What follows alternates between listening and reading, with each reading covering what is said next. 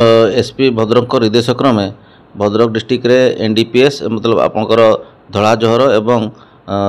मादक द्रव्यर चोरा चालान को रोकने आम जोरसोर ड्राइव जारी रखीचु। आज सका एक विश्वस्त सूत्र खबर पाइलु जो गोटे ऑटो जार नंबर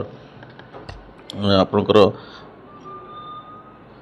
22G4798 रे विपुल परिमाणर फॉरेन लिकर ट्रांसपोर्टेशन होची बोली ए खबर पाई आम तुरंत स्पॉट को जाइथिलु एवं आमर स्पॉट रु गोटे ऑटो रे 10 पेटी मद जहाँकि 152 लिटर 280 ml थिला ताकू आम जबत कर सफल होइथिलु एवं आक्यूज ड्राइवर को मदे धरिबार सफल होइथिलु एवं ताकू नेकी थाना को आसीथिलु। से डाहाण गड़ी आसुला बर्तमान सुधा से ड्राइवर अच्छी से तार स्पेसिफिक किसी जना जाऊनी आम तदंत जारी रही